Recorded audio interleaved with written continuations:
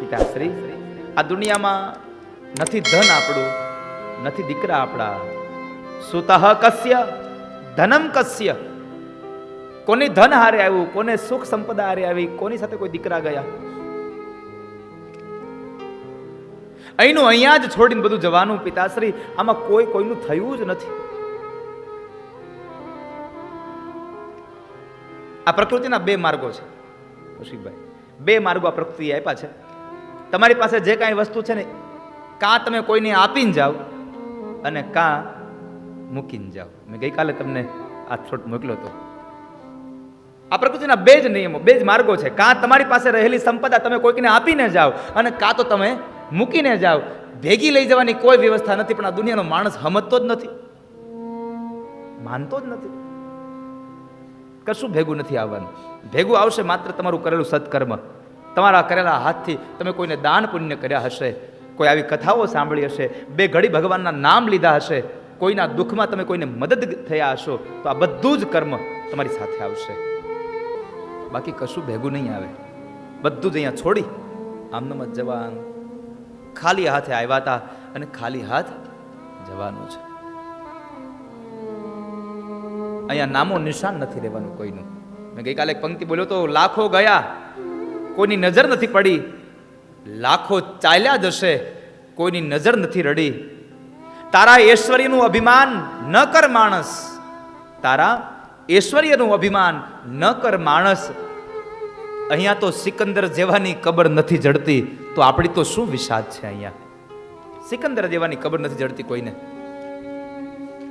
અહીંયા કહ્યું સુતઃ કસ્ય ધનમ કસ્ય.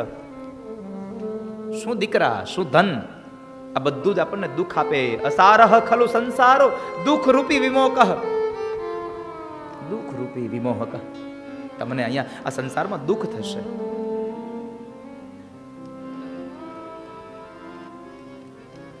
આત્મદેવે પોતાના દીકરા ગોકર્ણને પ્રશ્ન કર્યો, તો હવે શું કરું હું, શું કરું હું? મારા મનના ઉદ્વેગોને શાંતિ મળે એના માટે મારે શું કરવું જોઈએ? અહીંયા એક માત્ર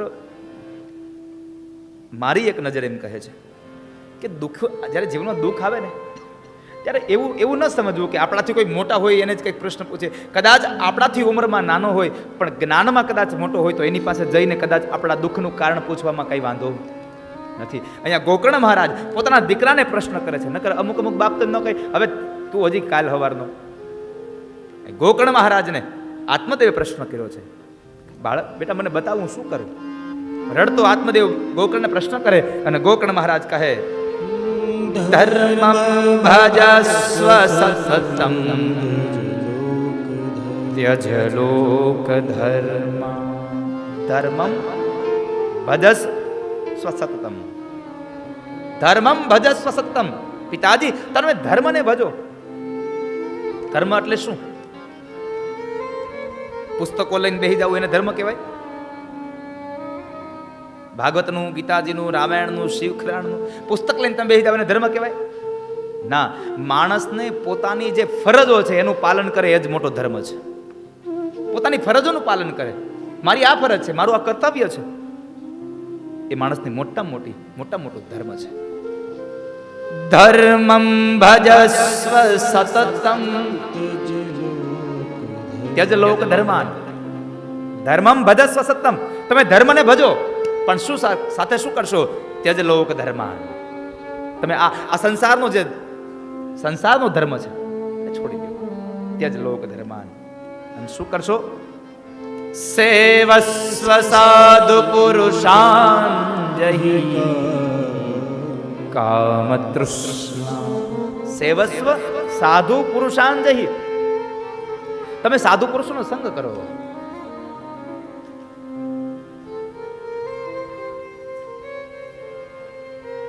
તમે સાધુઓનો સંગ કરો. તમે સંતોની સેવા કરો.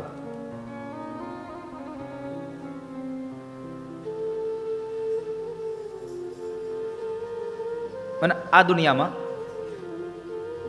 સુખી થવા માટેનો સૌથી મોટો રસ્તો તમને કહું. ગોકર્ણ મહારાજે પોતાના પિતાશ્રીને કહ્યું અન્યસ્ય દોષ ગુણ ચિંતનમાશુ મુક્ત્વા.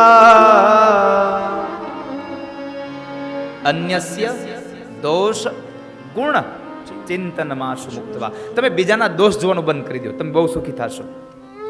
તમે બીજો શું કરે છે છોડી દો. પણ આપણી દ્રષ્ટિ કેવી છે?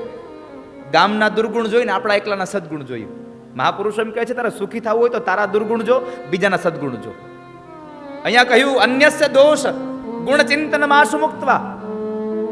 બીજાના દોષ જોવાનું છોડી દે અને સાથે સાથે શું કરીશ? સેવા કથા રસમઃ નિતરામ પિબત્વમ. સેવા કથા રસમઃ નિતરામ પિબત્વમ. તમે સેવાને કથાને રસ પીવો. તમે સેવાના કર્મ કરો, કથાનો રસ પીવો. સેવા કથા રસમહો નિતરામ પિબત્વમ. અને પિતાશ્રી, આ દુનિયામાં કર્મ ક્યાં કોઈને છોડે છે? જેવું કર્મ એવી ગતિ થશે. ધુંધુકારીએ જે કર્મ કર્યું છે એનું ફળ એને મળશે.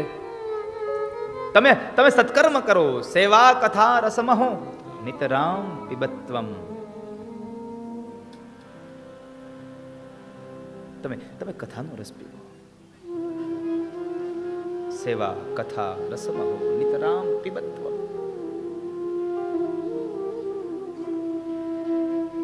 કર્મ નહીં છોડે. એનું હંમેશા કહેતો રહ્યો છું, આ દુનિયામાં ભગવાનથી ડરવાની જરૂર નથી તમારે કોઈને.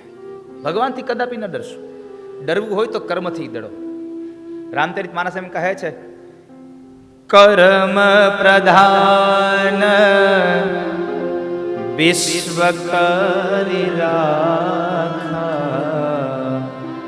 જો જસ કરઈ સો તસ ફલ ચાખા. કર્મ પ્રધાન વિશ્વ કરી રાખા. આ દુનિયામાં કર્મ પ્રધાન છે. જેવું કર્મ કરશો એવું ફળ મળશે. સ્વયં ભગવાન કૃષ્ણ ગીતાજીમાં કહ્યું, કર્મણ્યેવાધિકારસ્તે મા ફલેષુ કદાચન. ગીતાજીમાં ભગવાન એમ ગાય છે કે જેવું કર્મ કરશો એવું ફળ મળશે. ખેતરમાં તમે ઘઉં વાવશો તો ઘઉં આવશે, બાજરો વાવશો તો બાજરો આવશે. બેમાંથી એકેય નહીં વાવો, કોરું રહે. જેવું કર્મ કરશો એવું ફળ મળશે, નક્કી છે. કર્મ પ્રધાન વિશ્વ કરી રાખા. કર્મ પ્રધાન વિશ્વ કરી રાખા. જેવું કર્મ કરશો એવું ફળ મળશે. પિતાશ્રી, આ દુનિયામાં ફળ કોઈને નહીં છોડે. भगवान से न डरो, अपने कर्मों से डरो. अपना कर्म ही अपनो दुख की ओर ले जाता है. 500 ગાયોના એક મોટા ટોળામાં એક નાના વાછડાને એમ છૂટું મૂકી દો એટલે એ નાનું વાછડું 500 ગાયોના ટોળામાંથી એની માને શોધી લે. એમ આ દુનિયામાં તમે કર્મ કરીને ગમે ત્યાં સંતાઈ જાઓ, તમારું કરેલું કર્મ તમને ગમે ત્યાં હશો ત્યાંથી શોધી લેશે, એ વાત નક્કી છે. એટલે કર્મ પ્રધાન વિશ્વ કરી રાખા, જો જસ કરે સો તસ ફલ ચાખા. જેવું કરશો એવું ફળ તમે ચાખશો. પિતાશ્રી, તમે એક જ કામ કરો, અન્યસ્ય દોષ ગુણ ચિંતનમાશુ મુક્ત્વા, સેવા કથા રસમહો નિતરામ પિબત્વમ. પિતાશ્રી, તમે સેવા કથામાં રસ પીવો. આ છોડી દો, અન્યસ્ય દોષ ગુણ ચિંતનમાશુ મુક્ત્વા. બધું છોડી દો તમે. અને પોતાના દીકરાની આ વાતને લઈ અને આત્મદેવ બ્રાહ્મણ ઘરેથી નીકળી જાય છે. તીર્થના ક્ષેત્રમાં જઈ ભગવાનનું ભજન કરી પોતાનો દેહ ત્યાગ કરે. આ બાજુ પોતાની પત્ની ધુંધુલી પણ પોતાના દીકરા ધુંધુકારીના ત્રાસથી જંગલના માર્ગે ગઈ, અંધારા કૂવામાં પડી અને મોતને ઘાટ ઉતરી છે, આત્મહત્યા કરી લીધી છે. દીકરાનો ત્રાસ એટલો વધી ગયો. હવે આ ધુંધુકારી સ્વતંત્ર બન્યો અને સ્વતંત્રતા સ્વચ્છંદતામાં પરિણ્યો. સ્વતંત્રતા મળે ને પછી કોઈ કહેવાવાળું ન હોય એટલે પછી એને જેમ ફાવે એમ વર્તન કરે. એમ સ્વતંત્રતા સ્વચ્છંદતામાં બદલી ગઈ. ન કરવાના કામો કરે. એમાં રાજાનો ખજાનો તોડ્યો, ધન ચોરી લાવી અને પેલી 5 ગણિકા સ્ત્રીઓને આપ્યું. સ્ત્રીઓએ પ્રશ્ન કર્યો, તું ક્યાંથી લઈ આવ્યો?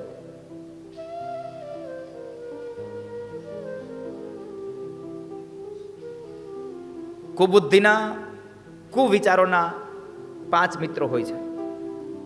અને આ 5 મિત્રો કોણ છે? એને એમાં જ લાગે એનું મન. શબ્દ, રસ, રૂપ, ગંધ અને સ્પર્શ. આ 5 ગણિકાઓ છે. અને એ ગણિકાઓમાં એનું મન લાગી ગયું છે. સારું સારું ખાવું, પહેરવું, ઓઢવું, હરવું, ફરવું, ભોગ ભોગવવો, આ બધું જ એનું મન કુબુદ્ધિને એમાં લાગ્યું છે. કુવિચારોના મન એમાં લાગી ગયું. અને એ 5ને લઈ અને એને રાજાનો ખજાનો તોડ્યો. આ 5 ગણિકાઓને ખબર પડી કારણે ખજાનો તોડ્યો છે એટલે એમણે તરત જ એને મારી નાખવાની યુક્તિ કરે છે. ગણિકાઓ એને મારવાના પ્રયત્નો કરે, અનેક પ્રયત્નો કર્યા. ધુંધુકારી એ મરતો નથી. બહુ બધા પ્રયત્નો કર્યા પણ મરતો જ નથી ધુંધુકારી. અને આમ પણ આ દુનિયાનો નિયમ છે કે જેના કર્મ સારા ન હોય એનું મૃત્યુ પણ જલ્દી ન આવે. કારણ કે કર્મના લેખા તો અહીંયા લેવાના જ છે. સોડ લાંબી બીમારી નિતાણી સુતો, મોત માંગે પણ આવે નહીં યમના દૂતો, કર્યા કર્મો ના લેખા લેવાય છે, તારી આવરદા રોજ ઓછી થાય છે. માં એમ કહે કે મારો દીકરો 5 વર્ષનો થઈ ગયો અને કાળ એમ કહે કે હવે 45 નો રહ્યો. કાળ ઊંધા એકડા ભણે છે. આપણને એમ થાય મોટા થયા. ના, રોજના માટે આપણી આવરદા ઘટતી જાય છે.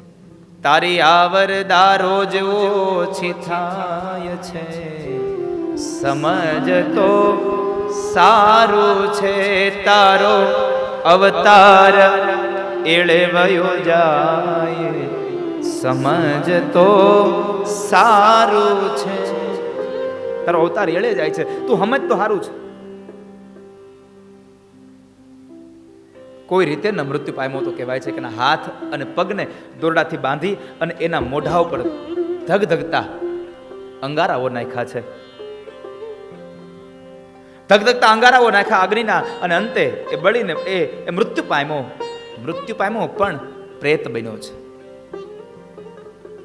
અને પ્રેત અવસ્થામાં બહુ દુઃખ થાય. પ્રેત યોનિમાં એને સ્થાન મળ્યું એટલે બહુ દુઃખી થયો. ન ખાઈ શકે, ન પી શકે, ન સૂઈ શકે, બહુ યાતનાઓ થાય છે. નર્કમાં જાય એટલે દુઃખ થાય, સ્વર્ગમાં જાય એટલે સુખ થાય. હવે આ નર્ક અને સ્વર્ગ આપણે બે શબ્દો આમ જાણીએ. આપણે તો બધાને ખબર જ છે કે નર્ક અને સ્વર્ગ બહુ સારું કહેવાય. સ્વર્ગમાં આવવું હોય, નર્કમાં આવવું હોય.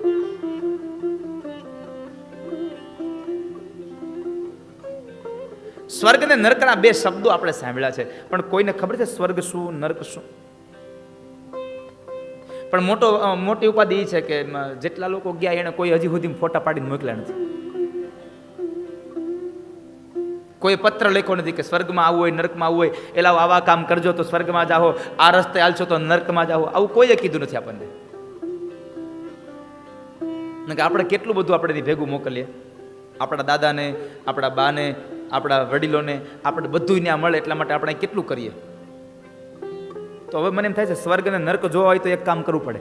જુઓ, ત્યાં દાદાને આપણા વડીલો કોઈ ગુજરી ગયા હોય તો એને ત્યાં ઉપરના લોકમાં બધું સારું મળે એટલે આપણે અહીંયા બ્રાહ્મણને પથારી દાનમાં આપીએ, સરસ મજાનું ગાડલું આપીએ, ઓશિકું આપીએ, ચાદર આપીએ, ગોદડું આપીએ. દાદાને ત્યાં વડીલોને ત્યાં જમવા મળે એટલે આપણે ભાતાનો ડબરો સરસ મજાનો ભરીએ. સારી થાળીમાં જમવા મળે એટલે સારું આખું ભાણું મૂકીએ આપણે. એને ચાલવામાં તકલીફ ન પડે એટલે ઓલી લાકડી આપીએ આપણે. એને ન્યાય ભજન કરવું, અહીં ન કર્યું એટલે ન્યા કરવું હશે એટલે કે માળા હોત આપીએ આપણે. હા, અહીં ન કર્યું એટલે ન્યા આપશું માળા. ગૌમુખીને માળા ભેગી આપે. અંધારું ન પડે એટલે ફાનસ આપે. હવે તો જો કે લાઈટ ઓલી બેટરી આપવા માંડ્યા છે. ટેકનોલોજીનો યુગ થઈ ગયો ને, બેટરી થઈ ગઈ. તો આમ આ બધું આપણે આપીએ છીએ તો આપણે નથી લાગતું કે આપણે ત્યાંથી ઉપરથી ફોટા આવે એટલે આપણે અહીંથી એક એન્ડ્રોઈડ મોબાઈલ હારે આપવો જોઈએ.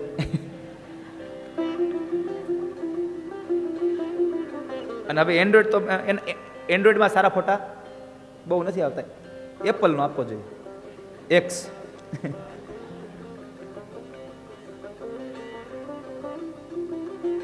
આ બધું આપણે વિચારીએ પણ કોઈ દી એવું વિચાર્યું કે ત્યાં દાદાને હાલી ન જવું પડે એટલે એકાદી હારી મર્સિડીઝ કાર આપણે આપીએ.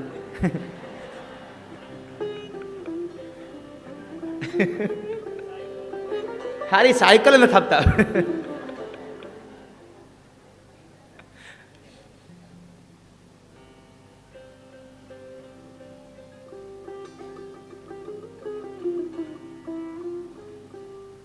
સ્વર્ગ અને નર્કની હું તમને એક વ્યાખ્યા બતાવું બા. મારો આ તો ખાલી એક તમને આમ થાકી ન જાવ ને, ઊભા નથી થયો ને એટલે મારે તમને ખાલી એક આમ હાસ્ય છે ને ડાયવર્ઝન છે, હાસ્ય ડાયવર્ઝન છે, વળી પાછા તમને રસ્તા ઉપર લાવું. સ્વર્ગ અને નર્કની વ્યાખ્યા શું, સ્વર્ગ અને નર્કમાં ફેર શું? એક વખત એક યુવાને ઈચ્છા થઈ ગઈ કે આ બધા મહાપુરુષો સ્વર્ગ અને નર્કની વ્યાખ્યા કરે છે, આ તો અહીંનું છે ખાલી, હું તમને સમજાવવા માટે કહું છું. તમે પાછા એમ ન કહેતા દાદાએ કીધું ઉપર તો કાંઈ છે જ નહીં. હા નકર વળી પાછા એ બહાર પાડશો તમે. શાસ્ત્રની વિરુદ્ધ વાત નથી, પણ મારો જે મને મારો આમ અંદરથી મારો આત્મ એમ કહે છે કે આવું કદાચ હોઈ શકે. સ્વર્ગ અને નર્ક એટલે શું? તો આપણી એક આપણી મનોગ્રંથિ છે કે સ્વર્ગમાં સુખ હોય ને નર્કમાં દુઃખ હોય. તો એક યુવાનને ઈચ્છા થઈ ગઈ લાવ સ્વર્ગ ને નરક તો જોવા જ છે. ભગવાનની તપસ્યા કરી, બહુ ભગવાનનું તપ કર્યું, ભગવાન પ્રસન્ન થયા. ભગવાન આવીને કીધું માગ યુવાન શું આપું? યુવાને ચોખ્ખું કીધું પ્રભુ મારે બીજું કાંઈ ન જોતું, મારે એટલું જોઈએ છે, મને સ્વર્ગ ને નર્ક મારે જોવા છે, બસ મને સ્વર્ગ ને નર્ક દેખાડો. ભગવાન કે ચાલ બેસ જા મારા વિમાનમાં. ભગવાનને વિમાનમાં બેસાડ્યું, વિમાન ઉડ્યું. ભગવાને પ્રશ્ન કર્યો પેલા કે તારે સ્વર્ગ જોવું છે કે નર્ક? પેલો યુવાન વિચારે છે પેલા સ્વર્ગ જોવું નર્ક જોવું. અંતે નક્કી કર્યું એક કામ કરો મારા પ્રભુ પેલા મને નર્ક બતાવો, કારણ કે સારું છેલ્લે જોવાય એટલે એની સ્મૃતિ મગજમાં હારી રહે. પેલા નર્ક બતાવો મને, નર્કમાં લઈ જાઓ. ઉપાડ્યું વિમાન, ગયું દક્ષિણ દિશામાં. નર્કમાં ગયા ને તો એને નર્કમાં પ્રવેશ કર્યો ને તો સરસ મજાના મહેલ, સરસ મજાની પથારીઓ, સરસ મજાના રસોડા, અને રસોડામાં જ્યાં ભગવાન એને લઈ ગયા ને, ઓહો હો, આવી તો મીઠાઈ કોઈ દી કે મેં જોઈ નથી. નર્કમાં આવી મીઠાઈઓ મળે હો. મોટા મોટા ત્રાસ ભર્યા છે, ટોપ ભર્યા છે, બધું જ અહીંયા જમવાનું, ભાતના પકવાન બનાવ્યા છે. પણ મૂળ દશા એ થઈ છે કે નર્કના જેટલા લોકો છે ને જમી નથી શકતા એટલે રોવે છે, રડે છે, બહુ દુઃખી થયા, રડે છે. પાણીની તરસ લાગે છે, પાણીના માટલા ભર્યા છે, એની બાજુમાં પ્યાલા પડ્યા છે, પાણી પી નથી શકતા. સરસ મજાના પકવાન પડ્યા છે, જમી નથી શકતા, બધા રડે છે. શું કામ નથી જમી શકતા? નર્કના લોકોના હાથ આમ સીધા છે, કોણીએથી હાથ વળતા જ નથી, એટલે વળે નહીં એટલે જમી ન શકે, દુઃખી છે. ઓલો યુવાન કહે છે પ્રભુ આ શું આટલું બધું આ રડે છે શું કામ? એને ભૂખ લાગી છે. તો કે આ જમી કેમ નથી થતા? એ કે એના હાથ સીધા છે, જો નહીં જમી શકે. તો પ્રભુ આવું? હા તો કે આનું જ નામ નર્ક છે, સામે પડ્યું હોય ખાઈ ન શકાય, આ નર્ક છે. બધું જોયું પછી કે હવે મને સ્વર્ગમાં લઈ જાવ, હાલ ઉપાડો. બે હેરો પાછો વિમાનમાં, હાલ સ્વર્ગમાં લઈ ગયા. સ્વર્ગમાં ગયા તો જેવું નર્કમાં જોયું ને એવું સ્વર્ગમાં, સેમ કોપી, ઝેરોક્સ કોપી, કાંઈ ફેર નહીં. એટલા જ પકવાન, એટલા જ રસોડા, એટલા જ આમ એટલા જણા માણસો બધા, પણ ન્યાય સ્વર્ગમાં, નર્કમાં જે લોકોના હાથ સીધા હતા એવા જ હાથ સ્વર્ગના લોકોના. બોલો માણસ કહે છે પ્રભુ તમે આ હું મારી યાર મજાક કરો છો? આવું હોય કઈ? બે સરખું છે, આમાં સ્વર્ગ ને નર્કમાં ફેર શું? હાલ તને ફેર બતાવું. અને સ્વર્ગના એક ઓરડામાં ભગવાન એ માણસને લઈ ગયા છે. તો સીધા હાથવાળા માણસો જમે છે. શું કામે? એક થાળીમાં પકવાન લઈ બધું લઈ લીધું જમવાનું, વચમાં મૂકી અને બે વ્યક્તિ સામે બેસી ગયા. આ બાજુ બેઠેલો વ્યક્તિ સામેના મોઢામાં ખવડાવે, વળે નહીં તો કાંઈ નહીં, સામેવાળાને ખવડાવે, સામેવાળો એને ખવડાવે. આ ધરતીમાં જેને ખવડાવી અને રાજી થતા આવડે છે ને એને આ ધરતી સ્વર્ગ છે, બાકી ખાતા નથી આવડતું ને એને આ ધરતી નર્ક છે વાલા. ઉપરની દ્રષ્ટિ તો કોઈ પણ હોય, સ્વર્ગ અને નર્ક હજી એક પ્રશ્નાર્થ ચિહ્ન છે મારી તમારી સામે. આ ધરતી જ સ્વર્ગ છે અને આ ધરતી જ નર્ક છે. જીવન જીવતા આવડે તો સ્વર્ગ છે અને ન આવડે તો આ ધરતી જ નર્ક છે. માટે કોઈનું ખાઈને રાજી થવું ને એના કરતા કોઈને જમાડીને રાજી થાજો. ભગવાન આમાં તમને પ્રસન્નતા આપશે. કોઈનું તમે લઈ લીધું હશે ને એમાં જેટલો આનંદ હશે ને એ ક્ષણભર હશે કે મેં લઈ લીધું. પણ તમે કોઈકને ખવડાવ્યું હશે, કોઈકને આપ્યું હશે, કોઈકનું સારું કર્યું હશે, તમારી જિંદગીભરની સ્મૃતિ હશે કે મેં એ દિવસે પેલા માણસને કામ કર્યું. તમારી જિંદગીભરની સ્મૃતિઓ હશે. આ કથા કરી છે વેકરિયા પરિવારે, આ જિંદગીભરની સ્મૃતિ છે કે અમારી પાસે રહેલી સંપદામાંથી અમારા હાથેથી ભગવાને ઠાકોરજી એક વખત કથા તો કરાવરાવી. ભગવાને એટલી તો પ્રસન્નતા વ્યક્ત કરી અમારા ઉપર. અને ભગવાન લાયકાત વગર કશું ક્યારે આપતા જ નથી. હું હંમેશા કહેતો રહ્યો છું કે તમે આ ભગવાન, મેં પેલા દિવસે ગઈકાલે કહ્યું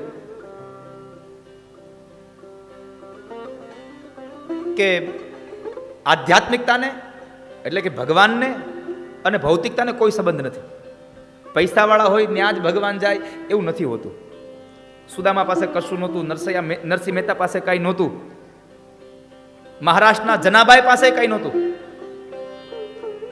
ગામડાની શકુબાઈ પાસે કંઈ નહોતું, છતાં પણ ભગવાન એ શકુબાઈનું રૂપ લઈ અને ઘરના છાણ વાસીદા કર્યા હતા. માત્ર એની પાસે ભગવાન પ્રત્યેની ભાવના હતી, ભગવાન પ્રત્યેનો એક ભાવ હતો. બાકી તમે જુઓ તો પૈસા હોય તો ત્યાં ક્યારેય પૂજા ન થતી હોય, કારણ કે લાયકાત વગર પરમાત્મા કશું જ નથી આપતા કોઈ દિવસ. પરમાત્માએ આપણને આજે પાત્રતા આપી કે ભગવાન તમે અમને કથા કરવાની અવસર આપ્યો. પ્રેત અવસ્થામાં બહુ દુઃખી થયેલો આ ધુંધુકારી એક વખતના સમયે ગોકર્ણ મહારાજને ખબર પડી, એટલે ગોકર્ણ મહારાજ ગયાજીમાં જઈને શ્રાદ્ધ કરે છે. પિતાશ્રીનું શ્રાદ્ધ કર્યું, ભાઈનું શ્રાદ્ધ કર્યું અને વળી પાછા ચાલતા ચાલતા આવ્યા ને તો ઘણા સમય પછી પોતાના ગામની બાજુ આવ્યા છે, પોતાના શહેર બાજુ આવ્યા અને પોતાના શહેરમાં પોતાનું જે જૂનું મકાન પડ્યું છે ત્યાં આવ્યા છે અને ત્યાં રહ્યા છે. તો સાંજના સમયે સંધ્યાકાળે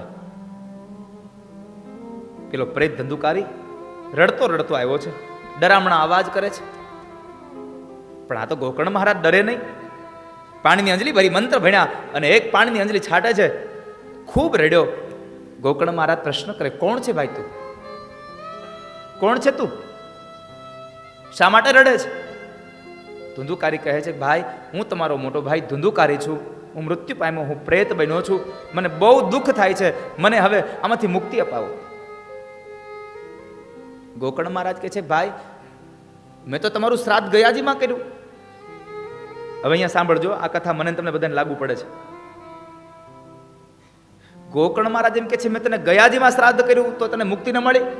અને ધુંધુકારી બોલ્યો, ગયા શ્રાદ્ધ સતે નાપી મુક્તિર્મે ન ભવિષ્યતિ.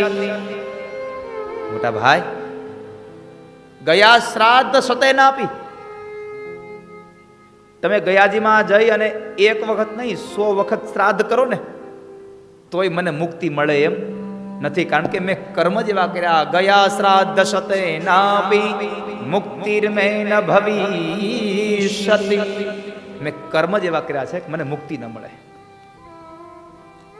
હું તમને પ્રાર્થના કરું છું, મને છોડાવો.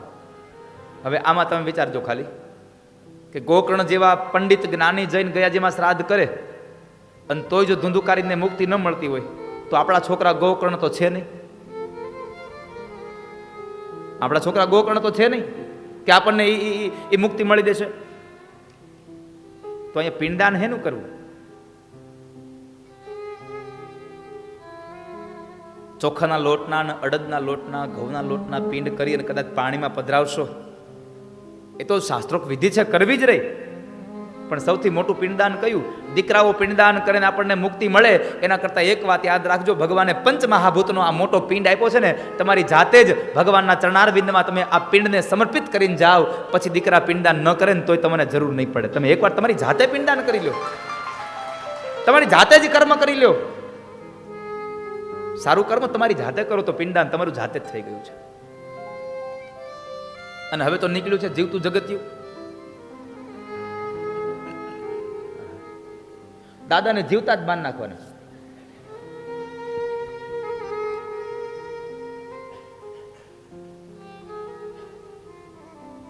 ગયા શ્રાદ્ધ શતે નાપી મુક્તિર મેં ન ભવિષ્યતિ. મને મુક્તિ ન મળે તો તમને મુક્તિ કેમ મળે એ મને ખબર નથી, પણ હું આપને પ્રાર્થના કરું છું, મને કોઈ પણ સંજોગે મુક્તિ અપાવો. બહુ દુઃખ થાય છે.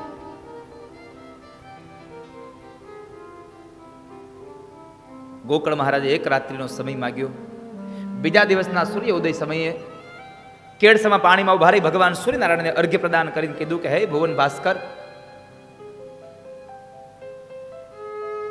જે માણસને મૃત્યુ પછી ગયાજીમાં શ્રાદ્ધ કરવામાં આવે અને છતાં પણ જો એને મોક્ષ ન મળે, એને મુક્તિ ન મળે, તો એને મુક્તિ ક્યાંથી મળે? એની મુક્તિ કઈ રીતે મળે? અને ભગવાન સૂર્યનારાયણે કહ્યું કે ગોકળ મહારાજ, ગયાજીમાં શ્રાદ્ધ કરવાથી જેને મોક્ષ ન મળ્યો હોય એને મોક્ષનું એકમાત્ર સાધન છે ને, એ સાધન છે શ્રીમદ ભાગવત. તમે એને ભાગવતની કથા સંભળાવો, 7 દિવસની કથા વંચાવો, અને 7 દિવસની કથા વાંચશે એટલે 7 ગ્રંથિઓ તૂટી જશે. એવમ સપ્ત દિનેશ્ચૈવ સપ્ત ગ્રંથિ વિભેદનમ. એવમ સપ્ત દિનેશ્ચૈવ સપ્ત ગ્રંથિ વિભેદનમ. 7 દિવસની કથા સંભળાવો એને મોક્ષ મળી જશે. ગોકળ મહારાજ આવ્યા, મંડપની રચના થઈ, વ્યાસગાદીની રચના થઈ, પોતે વ્યાસગાદી પર બિરાજમાન થયા. અનેક શ્રોતાઓ આવીને આખો મંડપ ભરાઈ ગયો, હોલ ભરાઈ ગયો. હવે શું કરવું? ધંધુકારી આવ્યો. હવે હું ક્યાં બેસું? એટલે ધંધુકારી વાયુ રૂપે હતો, અને વાયુ રૂપે આવેલા ધંધુકારીને ક્યાંય જગ્યા ન મળી તો લીલા વાંસની અંદર એક છિદ્ર હતું, અને એ લીલા વાંસના છિદ્રમાંથી એ વાંસમાં બેસી ગયો અને કથા સાંભળી અને કહ્યું, 7 દિવસની કથા સાંભળી તો શું થયું? એવમ સપ્ત દિનેશ્ચૈવ સપ્ત ગ્રંથિ વિભેદનમ. સપ્ત ગ્રંથિ વિભેદનમ. 7 ગ્રંથિઓ તૂટી ગઈ. ગ્રંથિ એટલે ગાંઠ. તમે એવું ન સમજતા કે લીલા વાંસની ગાંઠું તૂટે તો જ કથા પૂગે. ઘણી જગ્યાએ તો મારે એવી ઉપાધિ થાય ને, અમુક પ્રશ્ન કરવા આવે, હે દાદા કથા પૂગી ગઈ?